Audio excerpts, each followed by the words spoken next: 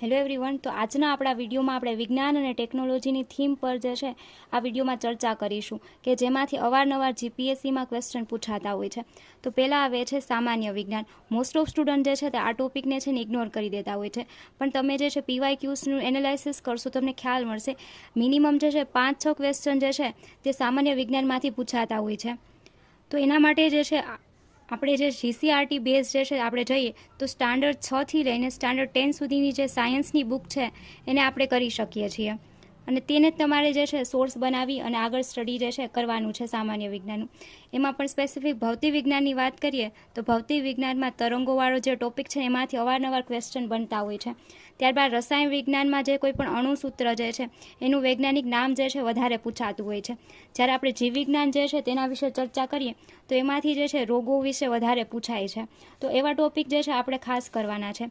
ત્યારબાદ આપણે ઈસરો જે છે તેના ઉપર ચર્ચા કરીએ તો ઈસરોમાં જે છે ઘણા બધા સ્ટુડન્ટ છે તેના ઇતિહાસ તરફને જતા હોય છે, પણ એવું એક્ઝામમાં હવે પૂછાતું નથી. તમે ન્યૂ પેટર્ન ઉપર છે ધ્યાન આપો તો તમને જે છે ખબર પડશે કે મોસ્ટ ઓફ કરંટ બેઝ પૂછાય છે, અને વધારે જો તમારે કરવું હોય તો તમે એના જે એન્જિન છે જે સ્ક્રેમજેટ એન્જિન એ બધું છે તેના વિશે ઇન્ફોર્મેશન લઈ શકો છો, અને તેના પ્રક્ષેપણ યાન જે છે વધારે કરી શકો છો.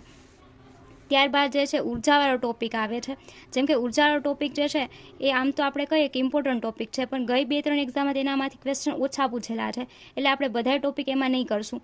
તો મોસ્ટ ઇમ્પોર્ટન્ટ આપણે સૂર્ય ઉર્જા વિશે, કુદરતી ગેસ જે છે તેના વિશે, અને ઉર્જાના જે 2 પ્રકારો છે ને કે પુનઃપ્રાપ્ય અને પુનઃ અપ્રાપ્ય, તે એટલી ઇન્ફોર્મેશન તો આપણે રાખવી જોઈએ કે જેથી આપણે બેઝિક ક્વેશ્ચન જે છે સરળતાથી આવડી જશે.